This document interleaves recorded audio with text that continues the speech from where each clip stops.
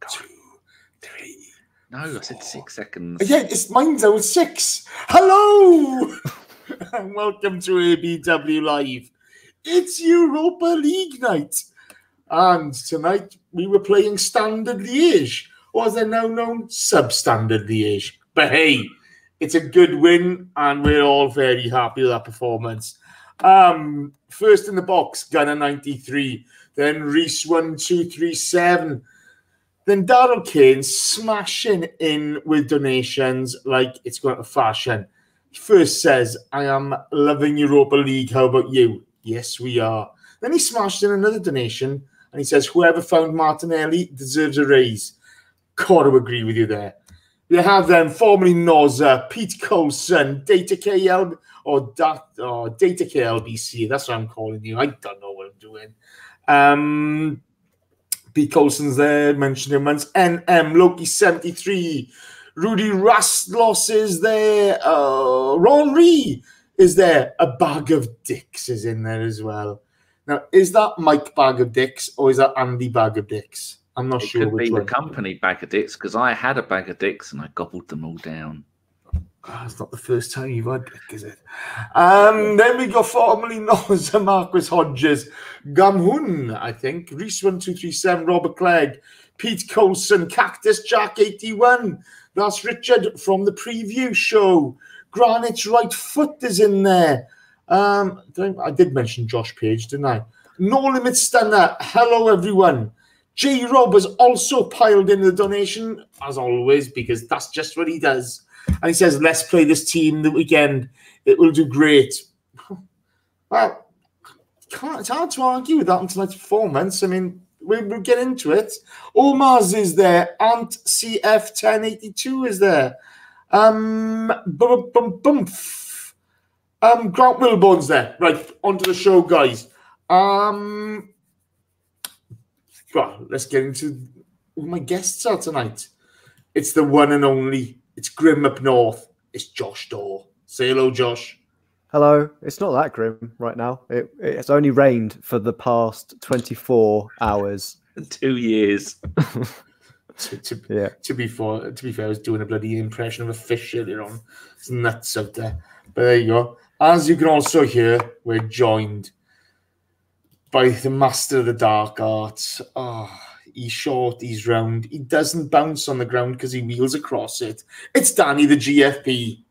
Hello, Mr. Davis. Hello, Mr. Daw. It's Double D.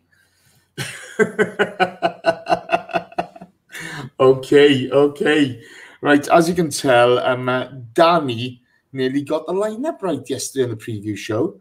There's a bit of excitement. Mark J. Fine's in the box. Hiya, Mark. How you doing, fella? Marky boy. It's not all that I predicted, is it, Jace?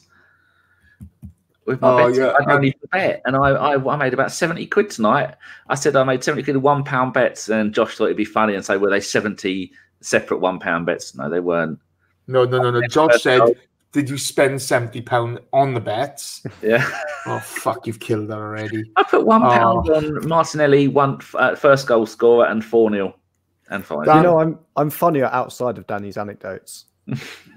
You're funnier off air, to be fair. Yeah. Oh, it started. Hey, I've been waiting to speak to Josh for a while. I'm podded for a while, so I'm going to enjoy this. Josh, I'm going to come straight to you. Lineups.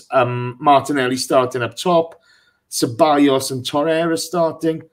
No Ozil, not even on the bench. Give me what you think.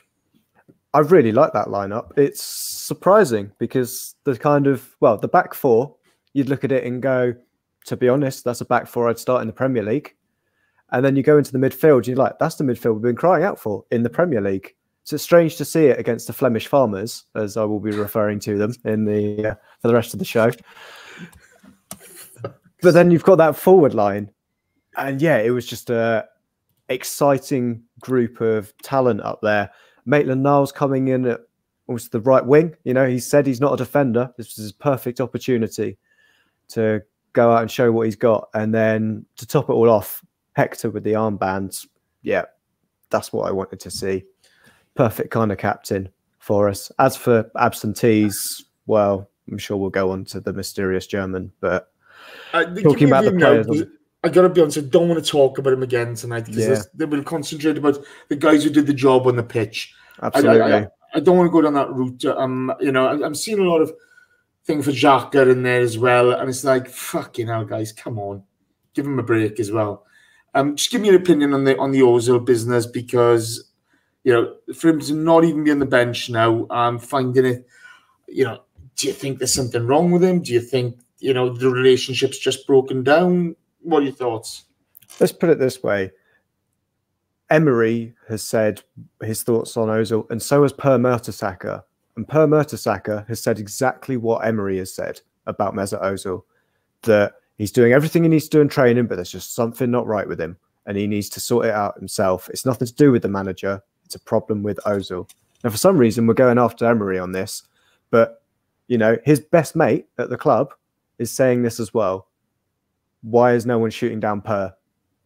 And that's the only thing I would say on this Ozil situation at the moment, is if you're going to have a go at Emery for not picking him, have a go at Per for his comments as well, because he said exactly the same. In fact, even more directly and harsher publicly. Yeah, that was a bit surprising, I found. I got to be honest there. But, it's a fair point, mate. It's a fair point. So, Dan, we started off on the front foot. You had an early Nelson chance from outside the box. We were showing really good intent. You had a Willock effort, really well defended. We had good pressure from the start, didn't we? It was really good, and I was hoping that that's exactly the way we would start, because they don't like it up. And how the hell did they? Did they beat the Portuguese team in the first game, or did they? I think did they win 2-0? I read this last night. I can't remember. I think they did win the first game 2-0 at home. Yeah, because they're decent at home and they're bad away. And I thought, if we want to get going at them straight away, that's the way to go. Go all out attacking. Bellerin down the right, working quite well with AMN, and then down the left hand side, Tierney and Nelson, absolutely fantastic. And I thought they run ragged. But the only thing that was worrying me from the early on was the defence. They did not like the set pieces, did they? Oh, well, I'm going to come on to that in a bit, okay, because a bit happened at that. But we did take a normal corner from Ceballos. I was quite impressed with it. It caused a little bit of consternation in their ranks, and we didn't get anything from it. But Josh, no sooner the game started than these are my notes. Martinelli, cracker, fantastic header from a great Tierney cross. Really great header because it's a difficult angle. Wow, what a way to start the game. Oh, yeah, absolutely. He looked promising sharp so early on in that game. And then, 13 minutes in, he gets that. And Kieran Tierney, I think, put more crosses, like good crosses into the box than Arsenal have put into the box for at least 3 seasons, because he was superb. All of his crosses were accurate. And I think everything went through him, to be fair. But, Martinelli, great movement. We saw it with his second and even for his assist as well. Just this kid looks special. And I want to wax lyrical about him at the end of the game, because I think he deserves, a bit of attention. But that goal, Dan, from the cross to the header, it looked really, really, really impressive, didn't it? Yeah, you're on about. I was just checking out what people are putting in the box. You're on about Ceballos' crosses from the corners. No, I'm on about let's keep up. I don't just sit here picking my nose, do I, Jace? I'm going and doing all the tweets. Otherwise, I get you telling me how to suck eggs again, don't I? If I don't do the tweets, you've got a fair point. The goal, Tierney cross, Martinelli header. It was just a thing of beauty. Now, the note I made on that is Tierney makes a great run down the left wing yet again, makes a superb cross, just like he did in all the YouTube videos I saw of him playing for Celtic, Martinelli with a header. Now, when I was, I hadn't seen, like most people, I hadn't seen much of Tierney actually playing maybe 3 or 4 games of his entire Celtic career. So I looked at a YouTube compilation of what he was doing. and he was running people ragged down that left-hand side. He can bring the ball on to his right foot if he needs to. But the thing that impressed me most from that YouTube video was his pinpoint accuracy of putting it inside the 6-yard box and the 18-yard box if necessary, making them low, making them high. We saw against Nottingham Forest that he was putting them in low. For the last 2 or 3 seasons, every time someone puts a cross in, you've got to be 8'5", like their goalkeeper, to be able to reach it. And he wasn't doing that. And he was turning them inside out. And I'm surprised he wasn't getting more kicked than he was being pulled back. But he is such a handful. And I think 25 million, that's going to turn out to be a hell of a bargain. He's 22 years old. If he does a Monreal, he can be doing this at the club for the next decade. Yeah, I mean, he's always come back from injury, to be fair. And just do you think he's giving it 100% as he's coming back from injury, or do you think there's still more to come? I think he's given 100%, and I think there's more to come. I think it's a fantastic signing by the club.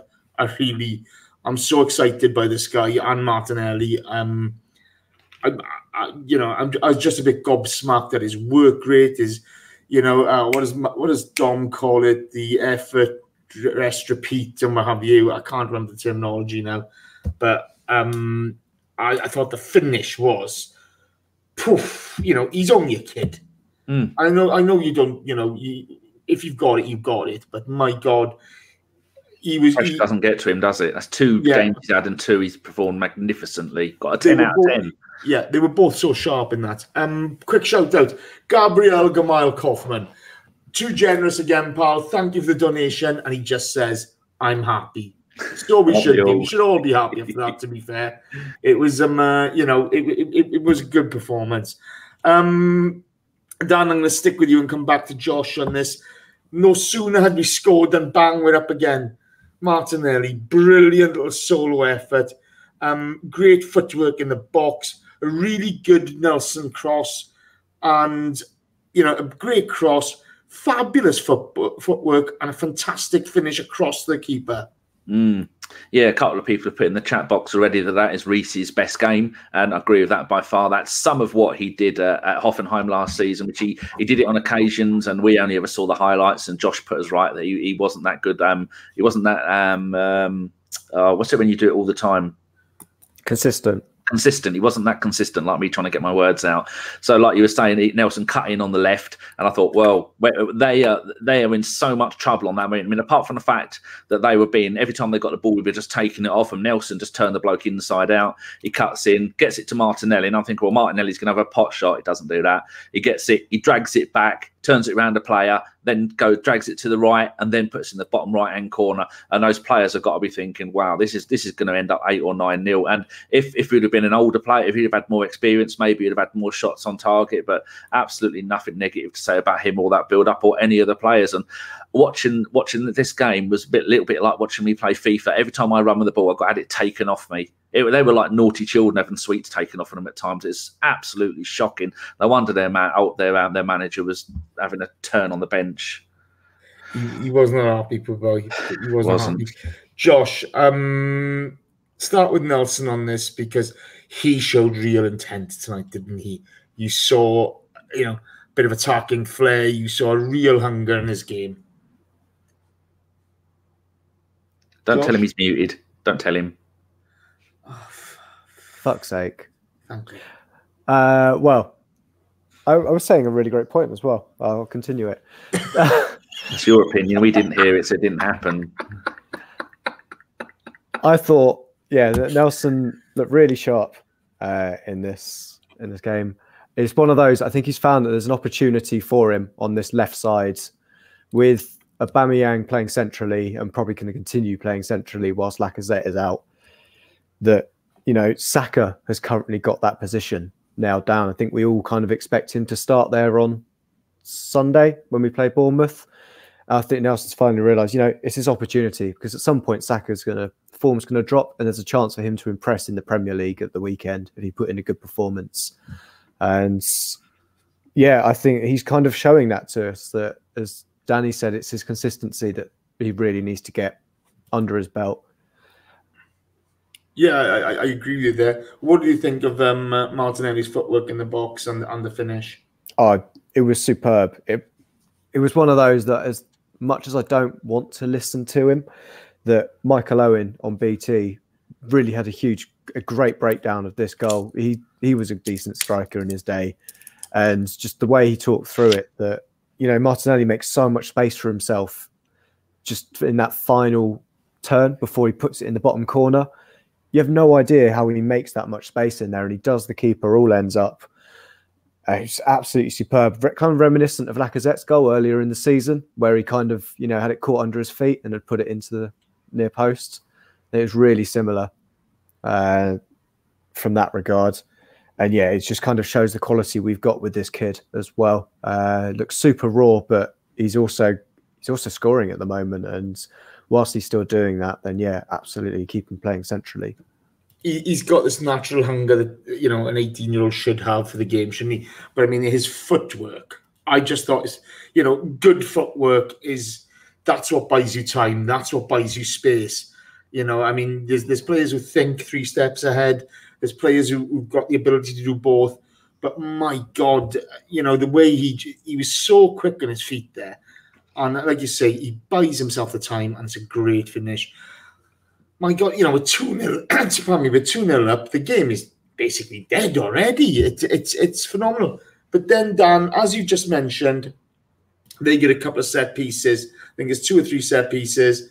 There's a couple of corners, and there's a free kick in the edge of the box. Oh, we did not look comfortable, did we? They were very well organised at set piece, weren't they? Yes, it was. And someone's just put in the chat box, that's now Mustafi, 3 games, 3 clean sheets. The world's going to end tomorrow. It'll be a sunny day or something. I don't know whether it was the combination. I don't think. I know Tierney, Holding, and Bellerin have played together in the under-23s a handful of times, but I don't think that combination of all of those, back 4 plus the goalkeeper, have all played together. For them lot to be playing together and to know where to stand and to who's doing what. We saw Martinez do a couple of dodgy punches out. I mean, at one time he nearly killed Mustafi. I think he winded him, got him in the ribs. That is going to work out over time. So I'd rather that happen against a team that couldn't score in a brothel than happen against a team that is going to pick us to pieces, because there was loads of mistakes made there. Mustafi was kicking the ball all over the place at times. They all had quite a bad second half, but it just shows the quality of our players that they, in the second half, they looked so much better. So I think it's just a situation where they're gelling together. But were you having kittens when you were thinking, oh my God, they're going to score any second now? No, I wasn't. I just thought, oh, they do look dangerous, but they weren't getting on the end of them either. Do you know what I mean? So it was kind of, they were very well organised from set piece, but I don't. I think so were we though, Jace, weren't we? I think that's a fair comment. I think, you know, I think you're doing a defence a bit of a disservice, Dan, to be fair. I think there's only sort of, you know, we're trying to play out from the back, right? Initially, they were having to go up, putting a little bit of pressure on us. There's always going to be the odd one firing up and making a mistake. But as you say, Josh, we held our line very well, didn't we? As much as people say it's a young back line, you know, other than Mustafi, they're a very experienced back line, aren't they? Yeah, and I think last season we conceded the least number of goals from corners. I think it's 1 or 2, wasn't it? Yeah, it was only a couple. So yeah, whatever Caicedo's doing on the training ground, it's working for our set-piece defence. You know, we might look shaky outside of set plays, but in terms of that, we've got those nailed down. And I think it comes on to like Ceballos' game. I think we were having a discussion during the game, Jace, about Ceballos and how much, like, what he was doing going forward wasn't necessarily as expansive, but that calmness he brought in front of that defence. Well, let's get into that then, because I genuinely, the first 20 minutes of the game, I've got to be honest, I was watching the game and talking to my mum at the same time. And don't ask. But you're not been on the naughty stuff again, have you? No, a mate of mine died on Tuesday. So for God's sake, not another one. Another one, unfortunately, yeah. So we're of that age, Jace. No, we're not. We're really fucking not, to be honest. But never mind. No, I don't mean we're at that age. I mean when things are around. Let's forget it. Come on. Sorry, I shouldn't have even fucking mentioned it. But you know, you're watching the game and you're half watching it and you're half not. And I asked you in the box, am I being harsh, or is Ceballos having no positive impact on the game? And you said to me, crack on. What do I say? Oh, yeah, look out for his calmness on the ball. And look how calm our midfield looks when he's on it. He's always available. And player, he brings us balance. Yes, he does. He brings us balance. That was the most balanced midfield I've seen from it, because you got Torreira that was sitting in front of the back four. Great defensively. It's also got a bit of an engine on him. You've then got Willock next to him. Bit of an engine. Also got that kind of ability to carry the ball as well. And then you had Ceballos, the guy who's always available. You know, he could kind of dribble out of, you know, a room full of corners. I presume it's the terrible analogy I'm going to use for that. But, you know, he's absolutely superb at that kind of stuff. And yeah, it was just superbly balanced, that midfield, which was, we'll get onto it when we get to the substitutions. But yeah, the one thing I really, you know, after sort of concentrating on the game for the next sort of 5-10 minutes, I had to say, yes, Josh, you are correct. Because clip that, everybody. Yeah, it's not happening. It's never going to happen again. Yeah, he's not wrong. Save that as a ringtone or as a text tone. Because his availability off the ball was fantastic. I thought tonight Dani Ceballos, his work rate off the ball was absolutely magic, and he's to be commended on it, because I think he's been bloody awful since the Spurs game and in the Liverpool game. But tonight I thought he just did the simple things right and really showed his quality. It was great to watch. It really was. Quick shout out, Sean Lee Goodwin smashes in with a donation. And he just says, and he's got a funny font for this as well. I quite like this. Game over. It really was. And on the next point, Dan, to you, then to over to Josh. Another goal. Willock, great shot. For a rebound from a great shot after a rebound from a Nelson shot. There was good work down the left from Tierney again. Talk to me. Yeah, the notes I make on this one, I had to watch this a couple of times to figure out what exactly happened. But great work down the left-hand side yet again. Tierney cuts back, gives it to Nelson. Nelson then has a shot, which is the bit that this point is where it was a bit confusing. It hits the defender, and from the angle we saw, I wasn't sure what happened next, but it was Willock gets in, and he has a shot and puts it in the bottom right-hand corner. And now I was half expecting the speed of that. It happened quite slowly, but I couldn't see. I was half expecting someone to come in, clatter Willock, and take him down. But to give them their juice, Liege weren't that overly dirty, were they? I mean, they were as we were just saying earlier, they were having to rely on set pieces because they knew there was no other way they were going to be able to take us on anything. They had no pace, they had no real defensive abilities. I mean, their goalkeeper's a big lump, and he wasn't actually having a brilliant game. So it's good that they didn't start resorting to fouls. But yeah, for him to be that calm in the box in one, he's only played a handful of games, to be that calm, ready to be able to stand in the middle of the box and take a shot at the bottom right-hand corner to place it, which is what we have been saying for all the early games this season.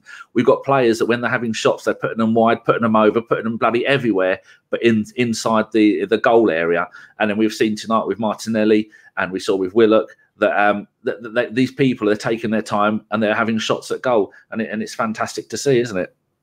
Superb. Josh, your view in the goal. I was happy for Willock. He'd missed a chance earlier on. And, you know, he's, like you're saying, he's driven the ball forward. He's working hard. He looks dangerous. But another goal under his belt, it's great to see. Yeah, absolutely. It was that chance that came across from Martinelli Cross, who was showing that, you know, he's more than just a goal scorer. He can also turn provider at the same time. And I thought, yeah, he was unfortunate with that. He was in that horrible kind of zone where you're like, do I go for the diving header or do I go for the volley? And he picked the wrong choice at that point. But yeah, for his goal, absolutely superb kind of work from him. That just, again, Nelson having some good work as well. Just kind of, you know, it was a block shot from him, and I thought it was the first opportunity that we'd seen Nelson really cut inside and look like he was going to try and bend one in the top corner. But yeah, as you say, with the way that Willock put that in and finished it off, nicely cool and collected. Managed to keep himself onside for it as well, which that was my first instinct, was that he might be offside for it. But superb movement and positioning from him to really get into the right position and put it in. And I think with the kind of, we need to spread the goals around a bit more. So it's great to see the midfielders chipping in for us as well. Like we did against Forest. Well, the thing I really liked tonight was the partnership between Tierney and Nelson. I thought they worked really well together. I thought the intent, and like you said earlier on, everything went down the left tonight. Everything. It was, we were a bit lopsided, you know. I thought we could have kind of spread it about a bit more, which is a little disappointing. But when you're that effective, you keep at it. And they played really well together. We then see Martinez save from Gavari. I think that's his name. I don't really care. And then, Dan, I'm going to ask you both on this one. There was the Nelson penalty shout. Penalty for you? No. He gave him, as they were running down from the left-hand corner flag, running down the touchline to the goalkeeper. I think outside the area, he did grab hold of his shirt, but the second time he went to grab it, he didn't grab it. And then I think Martin, and then I think, was it Reece? I think as he started to fall, that's when I think he felt the second grab, but then as the player didn't grab his shirt and he started to lose the ball, started to fall. I'm talking about the keeper taking him out. When the keeper came out, but Nelson knocked the ball past him. Okay, yeah. Josh. Yes, I've got it. Don't worry. Thank you. I'm so well up to this point, Jace. You've got to let me have that one. I'll leave you on that one, pal. Josh, that's all right. It's all right, Danny. So I think, to be fair, I think it's a penalty, but it's one of those that in the times before VAR, we would have gone, yeah, you can kind of see how it's missed.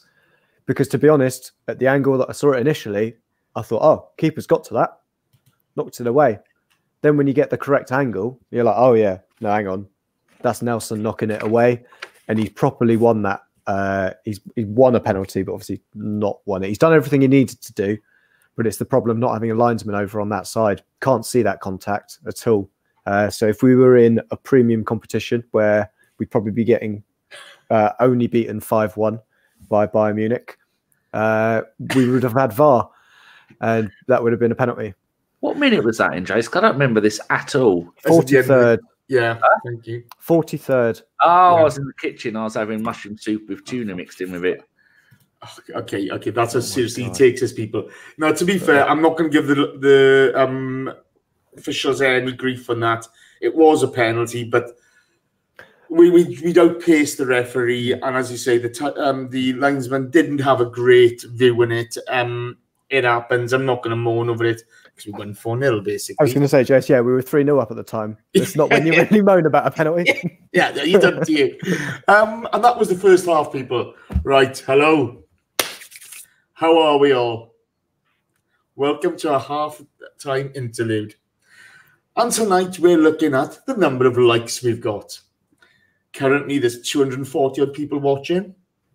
And I got 49 likes. How many? 49. How many watching? Oh, it's now 50. I was going to break into 49 undefeated. But, this is the question for the chat box. Do you want to be Lily White and only get 2? Or do you want to be like Super Serge Gnabry and score 4 in like 2 minutes? Who do you want to be in life? Do you want to be like Jan Vertonghen, dipping in and out of Eriksen's better half? Or do you want to be like Gabriel Martinelli, grabbing his opportunity, standing up straight, having a go, be like Kieran Tierney? His mate has a bit of a dirty challenge. He's up there, he's in his face, he's giving him what for. Who do you want to be in life? Your parents, they don't want you to be like Jan Vertonghen or dribbling like Harry Kane. No, they don't want you to get humped 7-2. They really don't. They want you to win 4-0. No, it's your choice. We're up to 73. What target do you think you should have tonight? Oh, we're on 77 now. Double trouble for Tottenham, eh? Oh. Let's see, what target we having tonight, guys? It's Thursday night football, so you're not going to get 150. 140, please. 140, and you will be a credit to your parents. You really will be a credit to your parents. If you get less than 140, you're a bit Jan Vertonghen-y. Black eye, not liked by your teammates. I can't believe he dipped into Eriksen's better half.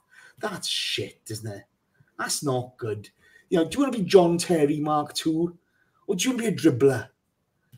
or do you want to be like Gabriel Martinelli or Serge Gnabry? Do you want to be good in life? That's what you've got to ask yourself. So come on, tap away. I'm not even up to 100 yet. I'm really disappointed. I'm really, really disappointed. The emails will be going out too sweet. On to the second half, people. To you first, Dan. Martinelli, couple of slips and a miss. He came out second half. He wanted the hat-trick, didn't he? And I'm quite surprised he didn't get it. Yeah, there was quite a few chances. I think if he'd have been a little bit younger, if the weather would have been a little bit better, because we saw Ainsley fall over as well in the second half. Quite a few players were slipping over. They were saying, what? Because I said Ainsley, don't you dare. Oh, no, the chat box. Oh, well, they said. Sorry, Cash Richards just said, Jason's window looks scary. And Josh has replied, that's not the scariest thing in the room. There's already been reports that there's a UFO outside your window. It's gone full Area 51 in there. There's been worse things outside my window than the UFO. Yeah, or in the inside, banging to get out. But enough about that. Yeah, but I think there's a lot of things didn't play into his hands tonight. I think it's just the being young, and it's amazing that he's come in, and lots of people have been putting in the chat box that we've got a player like that who can, when Lacazette is out, can come in and take over these games. We were all worried when Eddie went to Leeds that we were worried that Balogun and John Jules weren't quite ready to take the step up to the first team. And if Aubameyang or Lacazette got injured, what are we going to do? Well, that's what we're going to do. We're going to play Martinelli. He's going to get 4 goals in 2 games. He's going to run non-stop for the entire 90 minutes, turn people inside out. Just unlucky that he didn't get that hat-trick. But just like the Nottingham Forest game, plenty of chances there as well. So it's going to make him even more hungry, isn't it? It is indeed. Josh, then we see another goal, and this time it's great work from Martinelli, driving into the box, a really good, nice little chip cross in, and a fantastic finish from Dani Ceballos. It really was. He was under pressure. Go on, tell me about it. Yeah, absolutely. I think you've kind of gone through it with that kind of description, but as you say, Martinelli flying down the wing, and that chip, because he's played like a 1-2 with, who's come on? Pepe's not on at the time. So it is Maitland-Niles, isn't it? Yeah. Where he's played that kind of 1-2, dipped into the box. And then that little chip, to be honest, I think it's going in. It might be sneaking in at the back post. But Ceballos flies in with like a kung fu kick and really makes sure. And it's that kind of driving in. And again, kind of, like I said earlier, with the midfield, really kind of adding goals to our game as well, just showed the hunger and determination for Ceballos to get into the box and finish that off.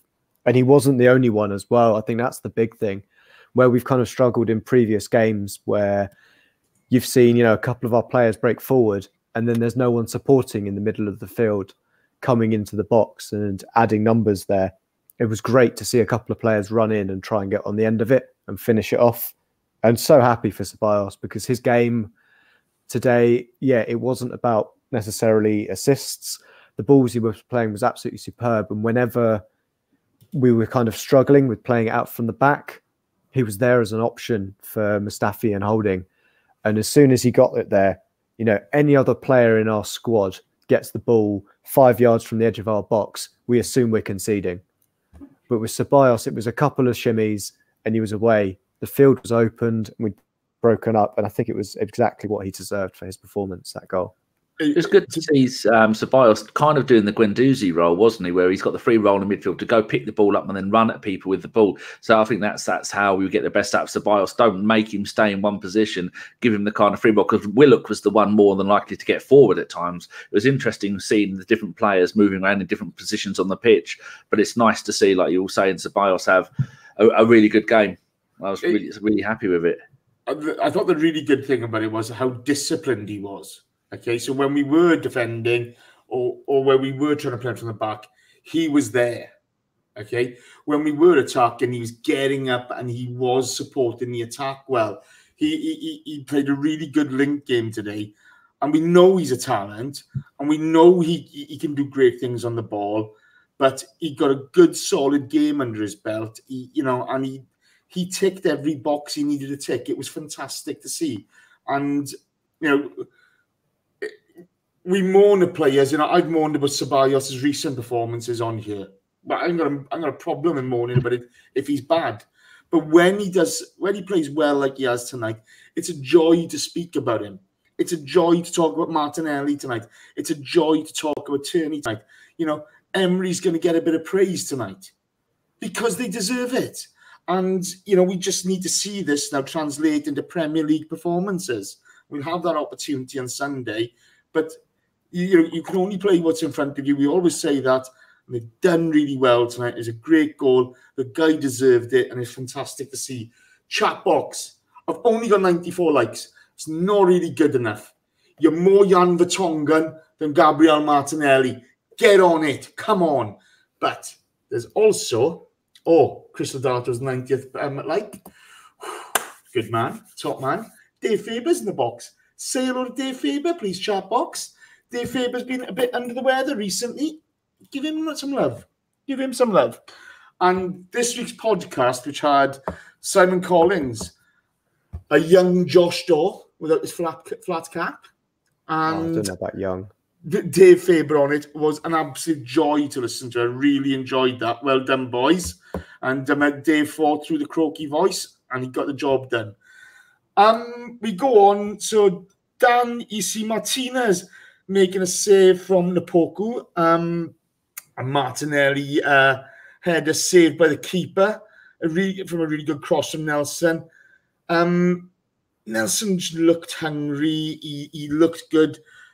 AMN had a quieter game on the right-hand side, but was effective. What did you think of AMN's game?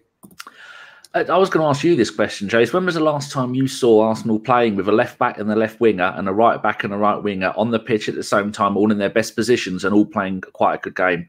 I was thinking about this. It's been quite a while. When do you think it was? I don't know. I can't remember. Got to be honest with you. When you talk about... I'm not sure if you'd call Maitland-Niles a proper winger. I've seen him play centrally at age grade, and I think he's fabulous centrally. I thought he was very efficient tonight. He's effective. But, I mean, I don't know. I would say Monreal, Sanchez, Bellerin, Walcott. Now, I think Walcott, a little bit like Maitland-Niles, isn't necessarily an out-and-out right-sided winger. We all know that Walcott had fancied himself a bit of a striker until he had a time at striker and then was no good at it. But it was like someone in the chat box said, I can't remember who it was, but a nod to you, whoever it was.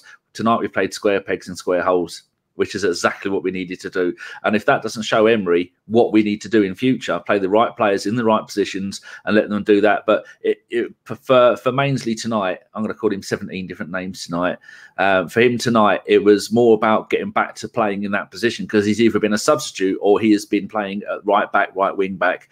And to do that for such a young age, for the best part of 2 years, it's going to take you a while to get back into the feeling of not having to track back, to have more creativity and getting forward. I noticed Bellerin was getting ahead of him sometimes, so maybe that's going to do wonders for the team if that is in future he gets more games, because Bellerin's going to know, well, the bloke ahead of me, unlike in my days of Walcott, Ashley has gone and played at right back. He knows what to do. You know, the way Wenger used to get the strikers to play out as wingers when they first started playing, so they would know what to expect from their wingers and what to expect as being a striker. Saw so much stuff like that tonight that really made me happy to see. I thought his performance was almost like Welbeckian, in to give it a kind of phrase or term. Like the way you'd see kind of Welbeck play, that he would almost jam up that right side. In terms of how good he was defensively, because there was nothing that really came from their left, because we had Maitland-Niles and Bellerin there pushing them back, as well as defensively coming back and quashing everything. Oh Christ, that's 2 good points you've made tonight. I'm really impressed with that. It's because you haven't potted for me for a while, Jace. You've just kind of forgotten how good I am. Maybe so, pal. Maybe so. We then see Pepe come on for Maitland-Niles. My first note, Josh, because to be fair, I was bored by now. Okay, the game was, they'd raised the white flag by now. They were kind of standing off. They weren't putting too much effort into it. Pepe made a penalty claim. Give me your thoughts on it. Yeah, I feel sorry for him now. sorry as I can feel for a professional football player that gets paid, 100,000+ a week to play the sport that they love. But in terms of, he was looking for that, wasn't he? As soon as the ball got to his foot, he's looked for it. Yeah, mate.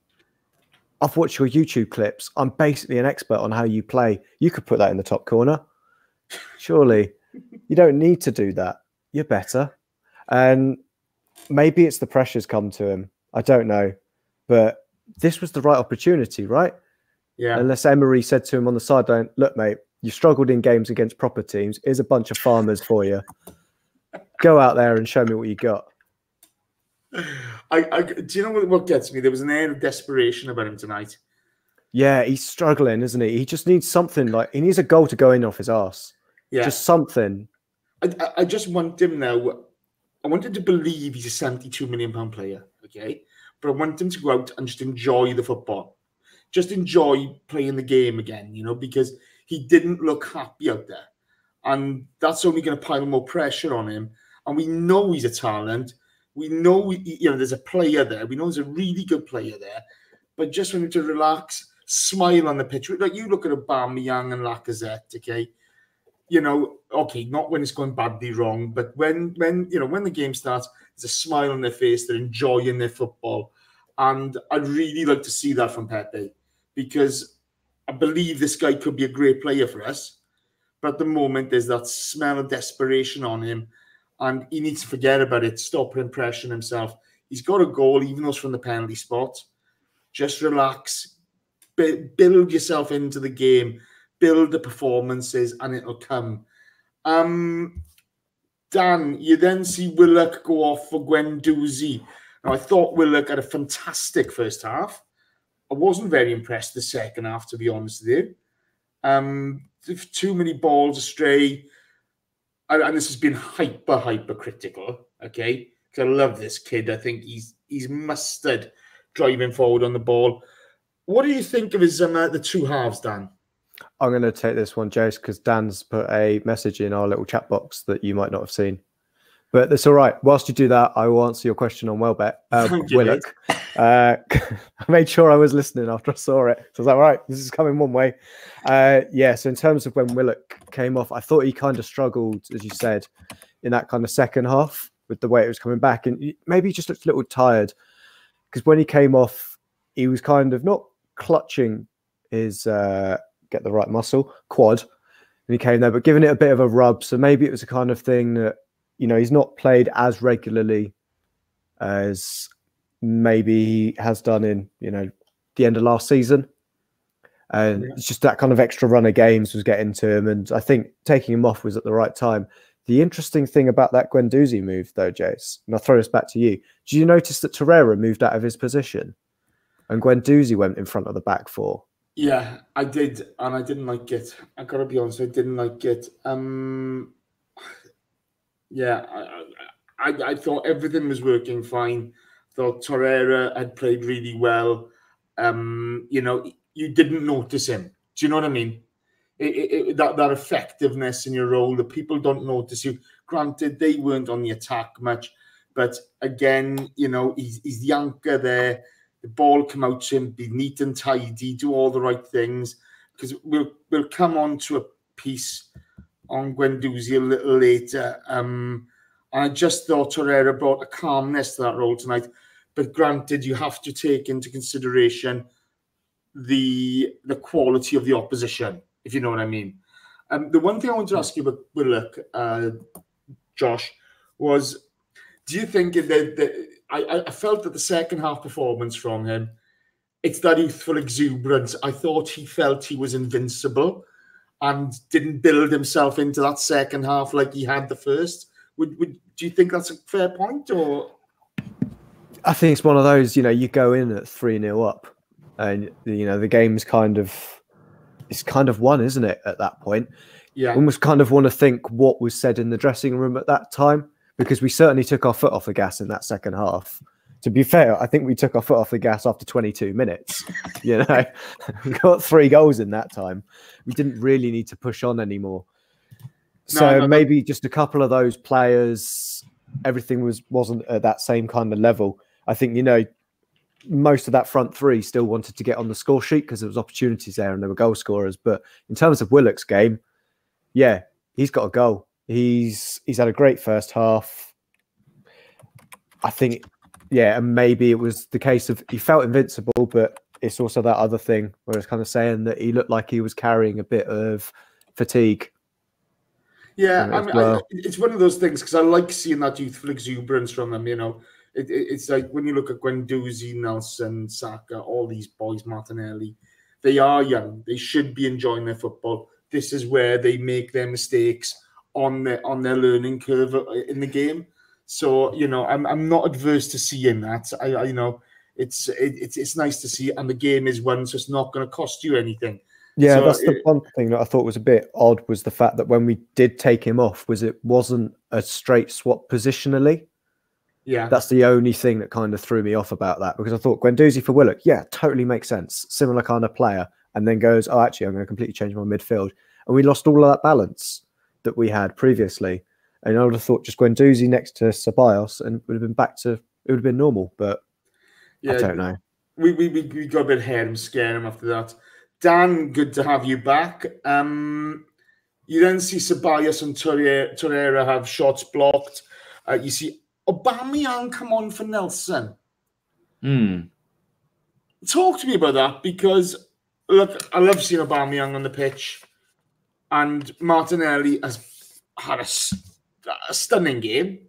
Okay, but our main man in the Premier League this season, did he really need to bring him on? No, there's only a couple of reasons why. Is maybe he wanted to get some goals so he can get the top goal scorer. Maybe Emery wanted to see with Pepe not really being on form at the moment, how Martinelli is going to play with Aubameyang. So Aubameyang went up front, Martinelli went on the left-hand side, and Martinelli looked absolutely brilliant. He turned the bloke inside out, cut inside, and then put a wonderful cross in. And maybe that's what he was looking for, to see what he can do, because he can have Pepe on the right, Aubameyang in the middle, Martinelli on the left, because we can play Saka on the left as well. Maybe he just thought, well, go out there, have a run around. He's on the bench, so just in case anything happened, in case we were losing or needed some goals, or maybe just go and give him a run around. Personally, I wouldn't have done that. I'd have said, I'd have gone as far to say, go in and get changed. We don't need you. Go and get warm, rather than sitting around on the bench getting cold and bored. Yeah, but it was a weird. It's one of those things, Nick. There's a challenge later on Martinelli from Favoda, the Kosovan cunt. And that's the one where Tierney went in. And that's my worry, okay, is that these guys are getting humped, they're getting humiliated, and somebody makes a stupid challenge, which, it's frustration. There's a lot of things going on. It was a bad challenge. You had a bad attitude afterwards. If somebody had taken a bat to him after that, I wouldn't have blamed them, because he was bang out of order in the challenge of Martinelli. Bearing in mind he's a kid and what have you.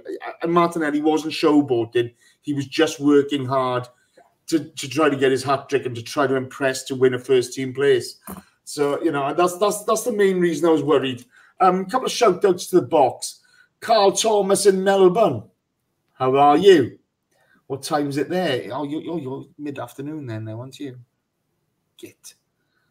Was it mid-afternoon or was it early morning there? Early morning from the sounds of things. Yeah, of course.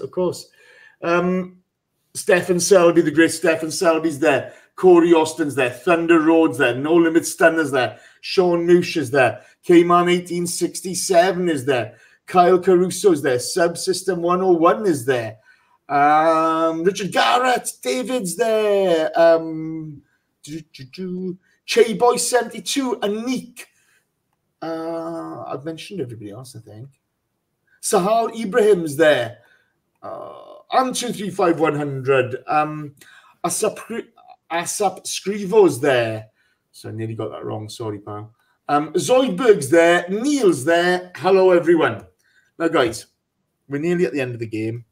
278 to be watching. I got 108 likes. You're being Jan Vertonghen. You're not being Serge Gnabry. Being Jan Vertonghen, you're being dirty. You're doing the dirty on your mates.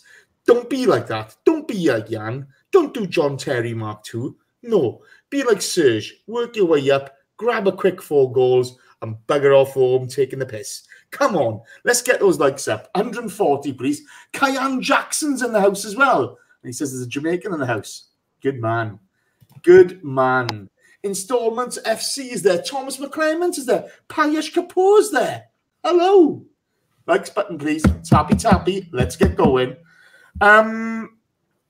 Josh, is it Josh? Is your turn or is it Danny's? I've lost my train of thought now. Probably Danny's, but maybe mine. Don't know. Don't mind.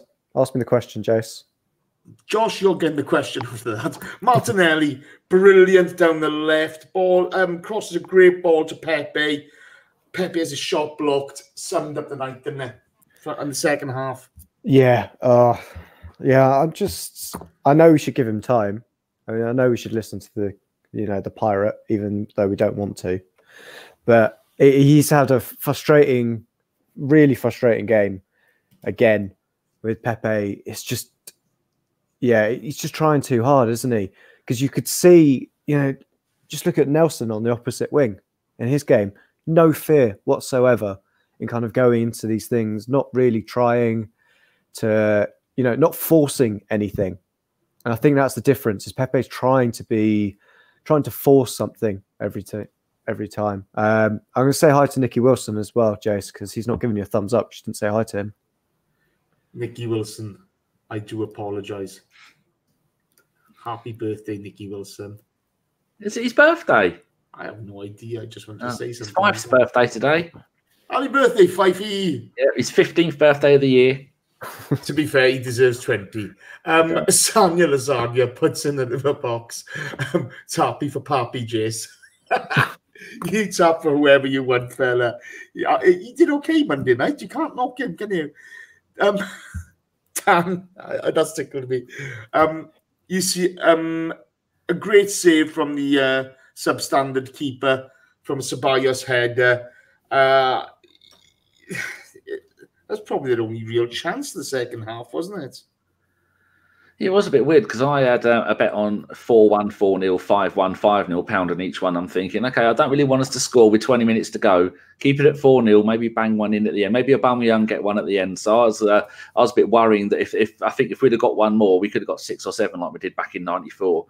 But yeah, we did start to get a little bit scrappy, a little bit desperate and towards the end. And there was that time, like you said, where Torreira had a shot. And then someone else had another shot and it's ping-ponging in and out. And then it was the Torreira handball.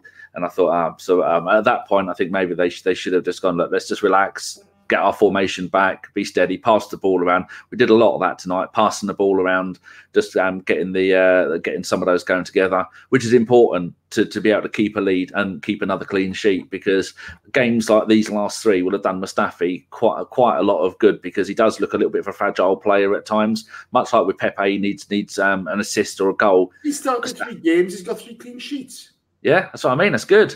It's good for the team and good for the players like Mustafi to play in a team where you are going to be able to keep the ball, where you are going to keep a clean sheet, not keep pushing for that goal and risk letting in a goal, is what I'm saying.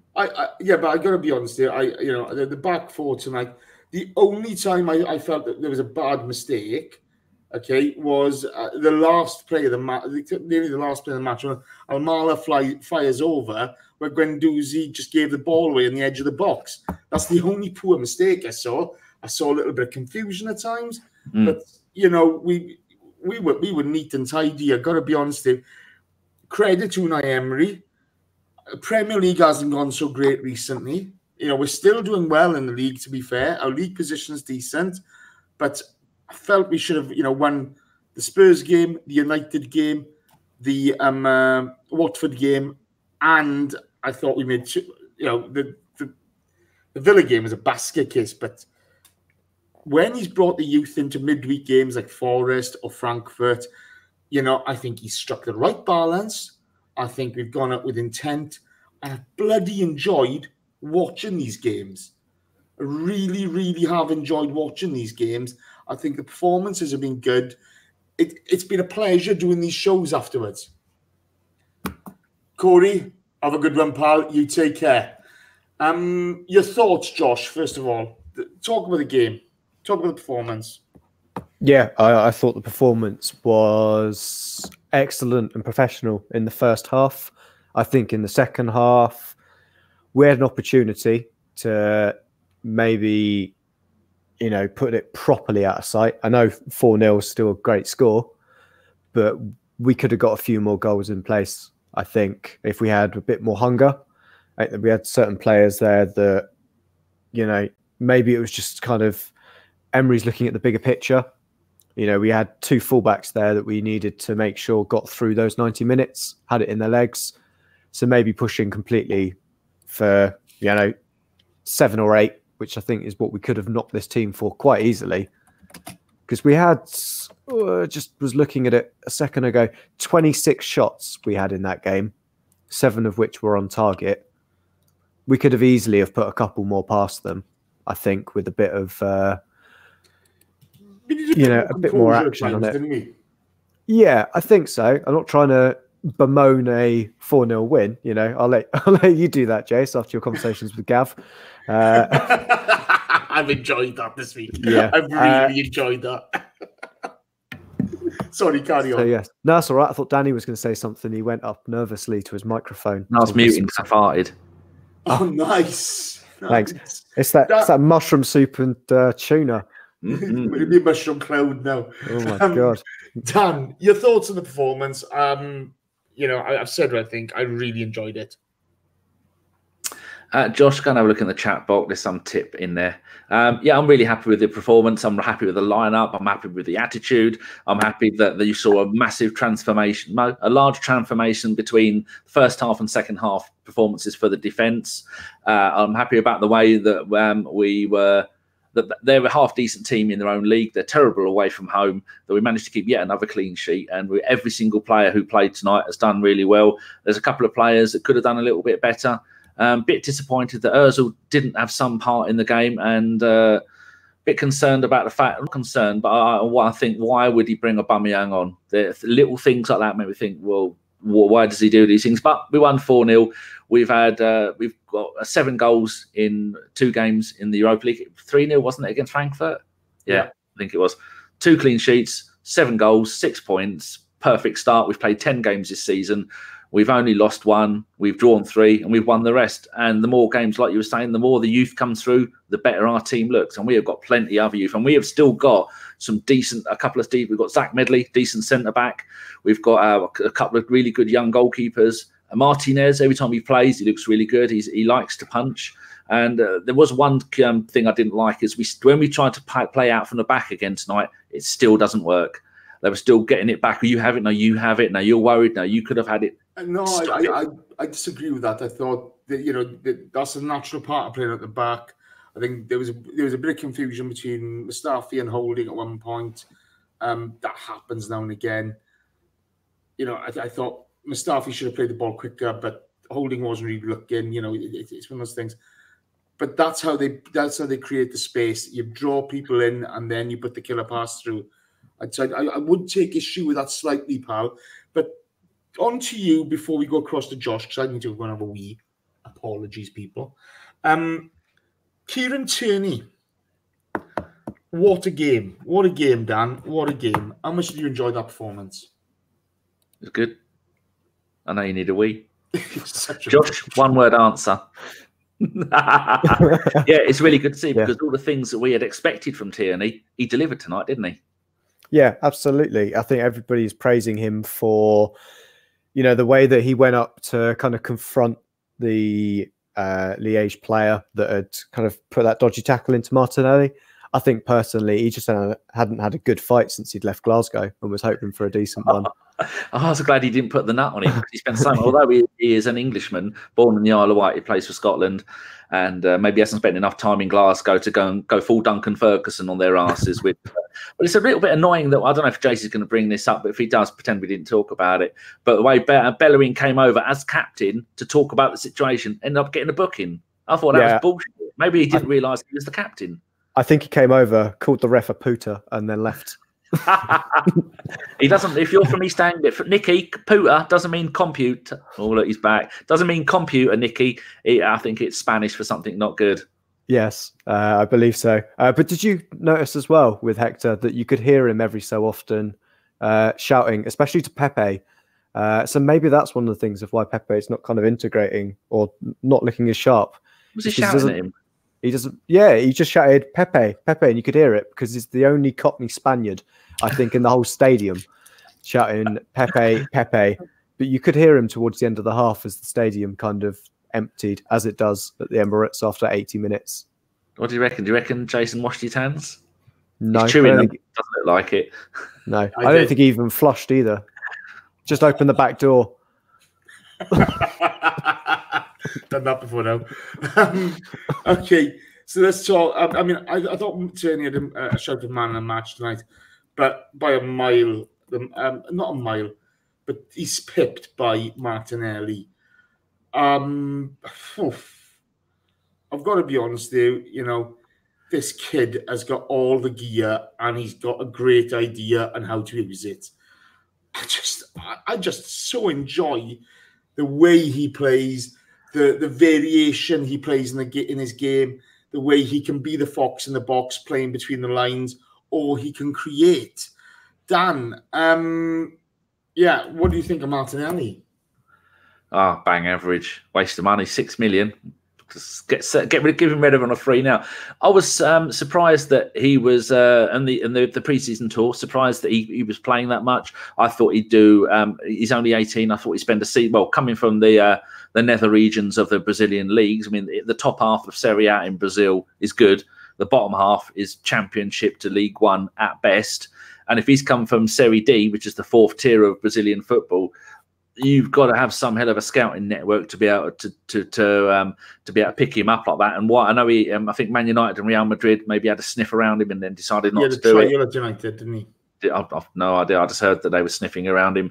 But I think having Edu there, Edu will have connections all over the place. Edu was my Brazilian team, Corinthians. Edu played for them, played for us, and then he went back there after he finished his time in Spain, played for them again. Then I think he was a director, director of football or something like that at the club. Then he went off to do the same thing with Brazil. So he's had his fingers in all these pies over there for quite a few years recently. And so that's probably why he had someone tell him, went and watched him. But it's good, again, that Arsenal are picking up players that are raw talent like that. Because it's been so many years since we've had a player come in and be magnificent straight away, especially someone none of us have heard of. I hadn't heard of him. And so it gives you hope that maybe, because when Edu was coming, they said he's going to bring a whole load of scouting network and possible talent with him, because Martinelli was called up to the Brazilian team, not to play, but to train with them. You know, like Wenger used to take the young players and take them on tour with the Champions League stuff. Weren't going to play, just to be part of it. If Brazil are doing that, and they're no rubbish, are they? No, Sporting director, as Davies just put in there. Yeah. To be fair, he's big mates with Churabachian as well, so you know. You got all those links, the super agents now, they kind of run the game and you've got to deal with them, unfortunately. Josh, your thoughts on Martinelli's performance? Oh, I think he just picked up from where he left off against Forest, didn't he? Really? Absolutely superb performance from him. Hit the ground running in that first, 15 minutes or so with a couple of goals, and then looked to be creating as well. Super hungry for his hat-trick, which was another thing that I think was really impressive. Make sure he was always there, not being completely selfish either. So I think his decision-making, absolutely superb as well, especially for when you've got a young player on a hat-trick. You'd kind of expect them to try and grab every opportunity, even every half chance. But as we saw, he set up Ceballos for the 4th goal.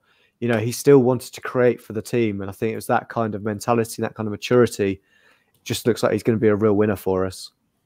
Yeah, I got to be honest with you. I think the point you make about decision making, I think that's key. He seems to have a lot of experience for very little years, if you know what I mean. You know, cool under pressure as a go. So chuffed for him tonight, because that was an excellent performance. Right, let's go into questions. But before we get on to questions, chat box. 117. You're very, very Jan Vertonghen at the moment. Very, very Jan Vertonghen. Are you dribbling like Kane? Looks like it. That's not 140. and that's not good enough. Your parents will be receiving a mass email shot. That's all I gotta say. On to questions then, guys. Because it's 11 o'clock and I got work in the morning. Marcus Hodges was in the first question, and he says, Danny, you can have this one. Should Emery try Xhaka, Auba, and Martinelli up front? Well, we saw tonight that Martinelli played on the left. I'm not sure what foot Martinelli is. I think there's a chance he might be two-footed, which should be a brilliant for his career. It means he can play in any one of the front four positions we have at the club at the moment. No, I don't think we should. I think Pepe should keep going at it, because when you cost that amount of money and you want to keep on going until you get it right, and he's on the verge of doing it, and it's only going to take a few more games. So no, I wouldn't. I'm quite happy with Xhaka, Auba, and Pepe on the right. To be fair, when you say two-footed, you don't mean like Serge Aurier two-footed. No, dirty bastard. That's one of the most disgusting challenges I've seen.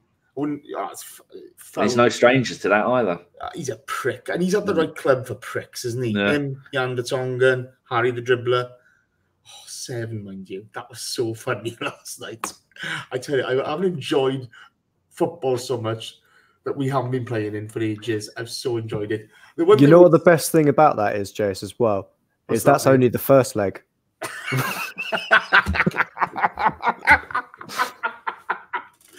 Oh, do you know what? I might watch the second leg for shits and giggles. Sorry, getting back to the question, Marcus, the one thing I'd say is it's a long season. These guys will get their chances. There's no point in, I think for Unai now, it's important to sort of try to keep on a track to try to develop performance. These guys will all get their chances, and, we're Arsenal, we pick up injuries. So, long season, we don't need to leave them find their way naturally. Josh, Unique 79 asks, do you find watching this team, the midweek team, more exciting than our first team? We have youngsters who are hungry for game time. Yeah, and we're not losing. It's always great when we're winning.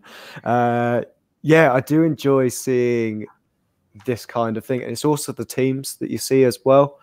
If you watch European football, these are the teams you generally don't pick up. Like, how many people really watch the Belgian league? Not many. Not even Chris watches the Belgian league. And I think it's just really interesting to see these certain kind of teams in there. I know they're not putting up a great fight, but this is like early rounds of the FA Cup as well. They're normally the best things to watch. Yeah, no, I've thoroughly enjoyed the Forest game, the Frankfurt game on this one. It's been a pleasure to watch some of these kids. And, when you watch Joe Willock driving forward with the ball, I think that kid's got a hell of a career in front of him as long as he keeps his head, because he's got this, the talent is there. Danny, Pete Coulson asks, we've already kind of covered this, but I want you to go into it today again. Does Emery have a death wish? Why bring up on Albert when we are 4-0 up? 65% of our Premier League goals are risked for what? I think I answered this question a couple of times during the last live show we did, because he's a moron. It's the only logical answer, really. I think he's just an idiot. We wouldn't have done it, and we don't even know anything about football. We just make it up as we go along. Maybe that's what he's doing. Maybe we should get him on the show, Jace. It'd be brilliant.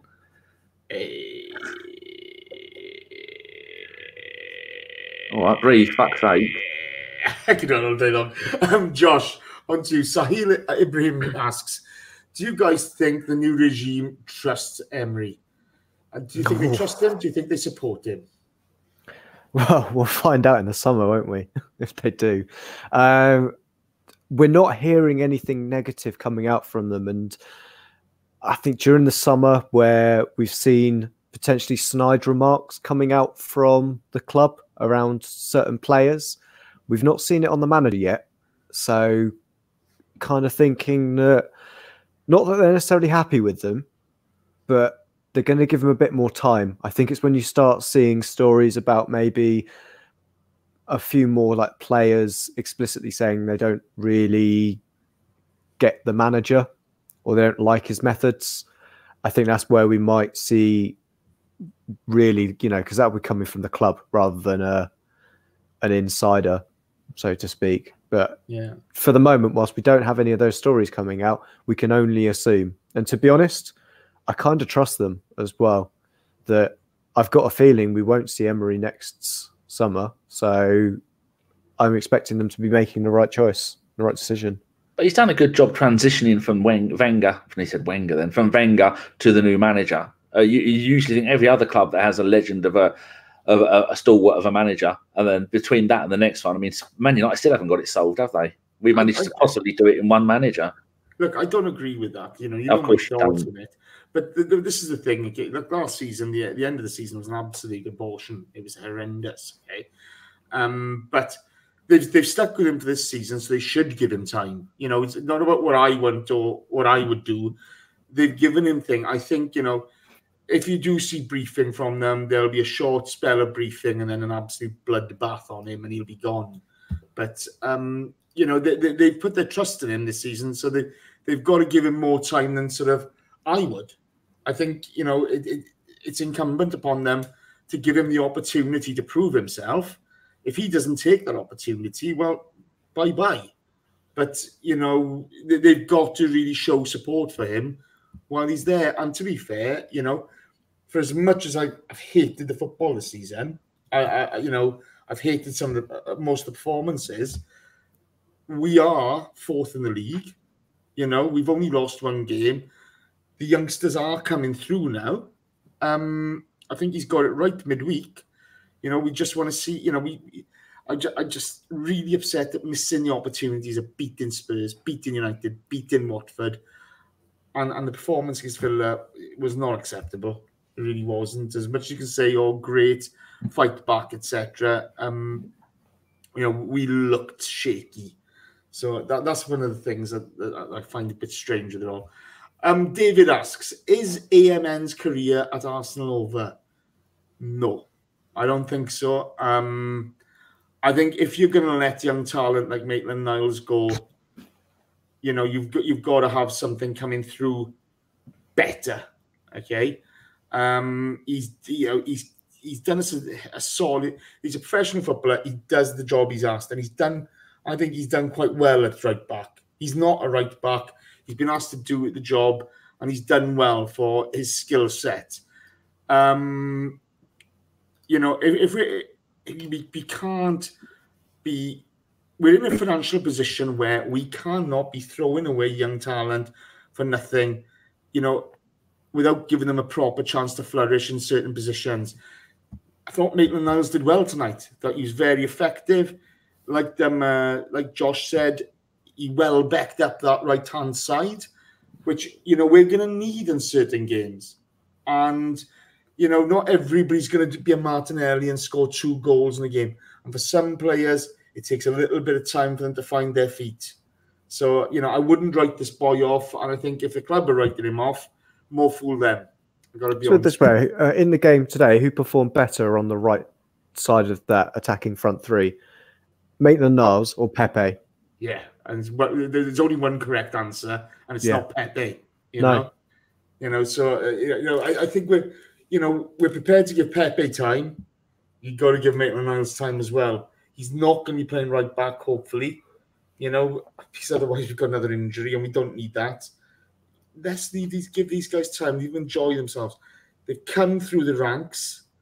Maitland-Niles has won a World Cup. I know it's age grade, but he's part of a successful squad. He's used to winning. Let's give him a shot. Daniel.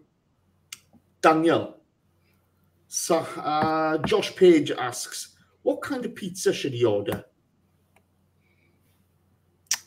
Anchovy, jalapeno, pineapple. And tuna, obviously. And some mashed potato. And drizzle some mushroom soup over it. Josh, I expect to see images of this pizza. He said he changed his mind and got tacos.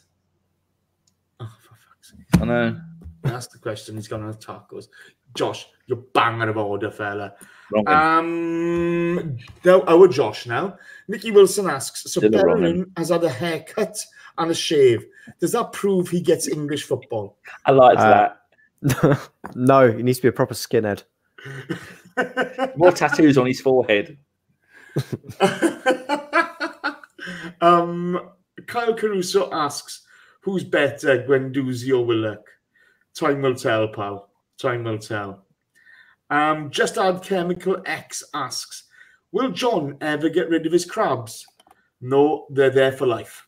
That's the truth of the matter. More like will the crabs ever get rid of John? Tell me about it. I think they're a bit bored now, aren't they? Unique79 asks, Dan, this is for you. Do you think Unai Emery will become the manager we want him to be, like George or Arsene? Well, I'll answer that in two sections. Will he become the manager we want him to be? Yes. Gone. Yes, this summer. 100% behind him until that one-year option comes up. Then I'm 100% out. Will he become like the others? Absolutely not. He doesn't have the brains to do it. He's too busy fiddling around. He's Tinkerman. Tinkerman V2. He's a Spanish Tinkerman. Hold on. No, the other one was Italian, wasn't he? Yes. He's permanently fidgeting. Never shuts up, never stops fidgeting and picking and scratching. He's like a bloody one of them monkeys at the zoo, the big red arses, always fucking fiddling. Sit down, man. Leave them to do their job. If you're any fucking good, you'd have been a player yourself. Well, he was, but he wasn't that good. So I'm not down on him at all. 100% support the manager. But in the summer, adios, senor. Jesus wept. And that monkey with the big arse is a baboon. Josh. You know. Looks like your head, to be fair. No need for that. Hey, you brought it up. You ought to go. Don't bring it to me, babe. Josh, Richard Cactus Cash asks, how many of tonight's players will retain their place for Sunday? Oh, was that his question? I don't think that was his question, was it? It was more open. How many of tonight will retain their place? Because I said there's a chance that you'll make it to next weekend, but I'm carrying an injury, so I'm not sure. But in terms of players, I can answer it properly, Jace, as well, if you like. Thank you. I think we might see Hector, and that's about it. Maybe. Ceballos will probably start, but I think that's generally the only two that I can think of. We've got quite a big squad at the moment. As Danny's just said, our manager loves to mess things up. So, of course, it's a winning team that played creatively and openly. Of course, he's going to change it. Chase, I think you need to tell Richard Garrett in the chat box off. They're talking about Freddie possibly being manager, and he said he's going to get Bobby Perez as his assistant. Stop the filthy talk. You're getting us all moist. Dirty boy. Imagine having Lundberg and Perez as manager and assistant manager. You just know it would fail terribly. You just know it, don't you? We'd win the World Cup. Right, okay. Let's get on with this. Dan, yes. Dominoza asks, would you change the defence after the international break? I.e., would you bring in Tierney, Holding and Hector back into the first team? Well, the two games we've seen Tierney play, he's been magnificent and run the whole time. And Bellerin seemed great as well. At no point did that. At one point tonight, Tierney grimaced. And I thought, oh, why is he doing that? And he just a quick grimace. Maybe it's because he spent so much time in Scotland. He was enjoying the rain. So I think there was someone else who, for the international break, hasn't been called up to the international side, which is doing them a favour. I can't remember which player. Tierney. It's Tierney. Oh, there you go. Agreed not to call him up because they're managing his fitness. Good. So I would say they're going to get a 2-week break, which is what they're going to need after playing. They've played 2 out of the last 3 games each. So, yeah, they're going to have a bit of a break. And then I think they'll be probably assessed more, do some more training. And then hopefully we'll see them back. But I'd rather wait. What's our next game after Bournemouth? Oh, that's a question. I'm warming my hand. I've got cold hands. I think depending on whether it's home or away is where. If it's at home, then we might. We're just playing Bournemouth at home, aren't we? But I'm in no rush to get them back. I'd rather wait a game and let them have half a game or a couple of games as sub, just to make sure that we don't injure them again. Because we had so many years of bringing players back too early and then watching them these injuries reoccur. We don't want that. We're away to Sheffield United after the international break on a Monday.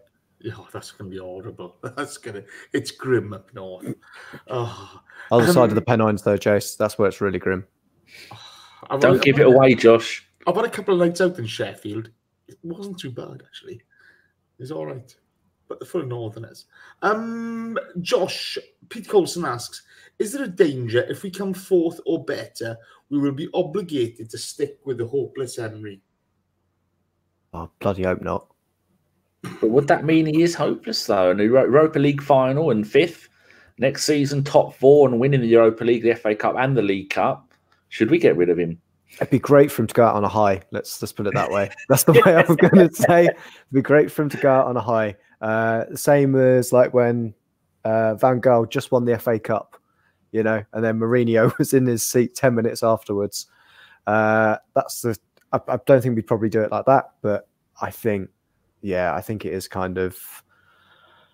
I hope there isn't something in there because, you know, as we've kind of seen, and as you said, Jace, you know, just on position alone, it looks like we're having a good season when really, you know, we could be doing better. And I think a better man or, another man could do that better for us.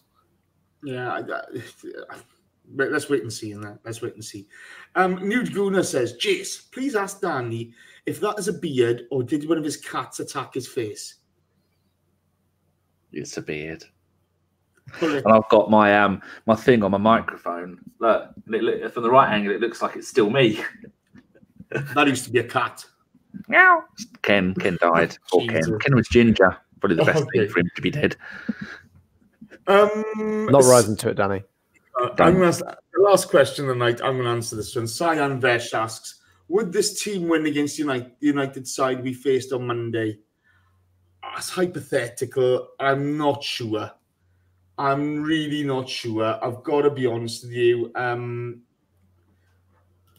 think we played substandard Liege. I'm going to overdo that till I die. We've seen some great performances midweek, but the quality of opposition has not been great. If you look at the Frankfurt game, you know, they couldn't score in a brothel. They had enough chances, but they just could not do that. I look at the Forest game. They had bigger fish to fry on the Friday night. You know, they were fried, and Stoke are still rock bloody bottom. It's beautiful. They got 2 points from 10 games. Even Huddersfield, who were above them, beat them at Stoke. So now they're 6 points to get out of the relegation zone. That will take them the rest of the season, people. I got to be honest, it's a beautiful thing to watch. They got the Swans on Saturday, and they're doing quite well at the moment.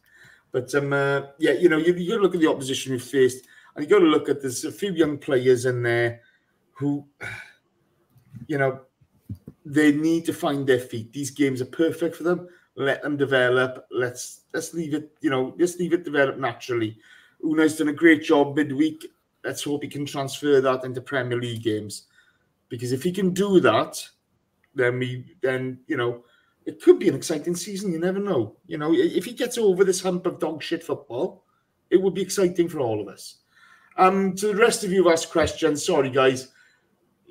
Mustafi or Sokratis, I mean, come on, behave Subsystem 101. It's Mustafi all day long. K-Man 1867, formerly Noza, Johnny Maverick. Thank you for your questions, but we're done for the night. I got to be honest with you, I'm a bit tired, and it's 20 past 11. I got work in the morning.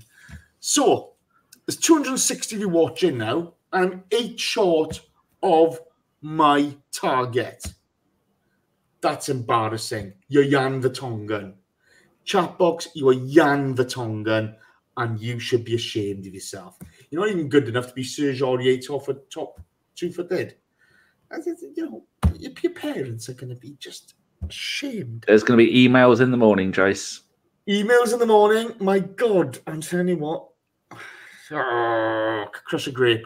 To the chat box, thank you ever so much. You have been fantastic. There's been some really good questions in there. There's been some really good points back and forth with each other.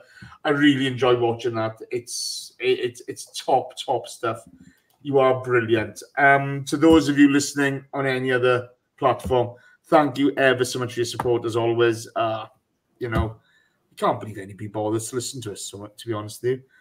But if you do want to be halfway through the show anyway, I don't even know what we're talking about now. We're talking pizza still. Josh, mute him, please. 138, you're still too short. Come on. Be Serge Gnabry. Be Serge Gnabry. Get over the line. To those of you listening on any other platforms, if you do want to be part of the chat box, and it is well worth it, some brilliant, brilliant characters in there. There's new ones coming in all the time, and there's some old favourites we just love to bits. Subscribe to our YouTube challenge. Click on the bell icon, and you will be notified whenever we go live. Okay? Special shout-outs, Daryl Kane, J-Rob, Gabriel Gomal Kaufman, Sean Lee Goodwin. Thank you ever so much for your donations. Absolute rock stars. Another shout-out tonight for Ellis Mel. El, missing you, mate. Love you. Hope you and the family are well. You keep your chin up and keep on moving forward. And Sunday's radio show will be, or live show rather, sorry, will be myself, Shredder, Andrew. And it's going to be, I'm looking forward to podding those two idiots. It's going to be a very colonial weekend. So let's hope we get 3 points against Bournemouth. If you haven't listened to this week's pod, do it. Spidey, Josh, and Goonaholic were superb. It was a really interesting listen. Thoroughly enjoyed it. And remember, people, Tottenham Hotspur lost 7-2 at home last night. They got humped in front of their own. They were fighting in the streets afterwards. They're an absolute embarrassment. I'd rather go watch the Barbican Pirates because they're better. And you've just hit 140 likes. So you are Serge Gnabry. You are Gabriel Martinelli. Chat box. Thank you ever so much. Take care. Good night. Danny, switch this shit off.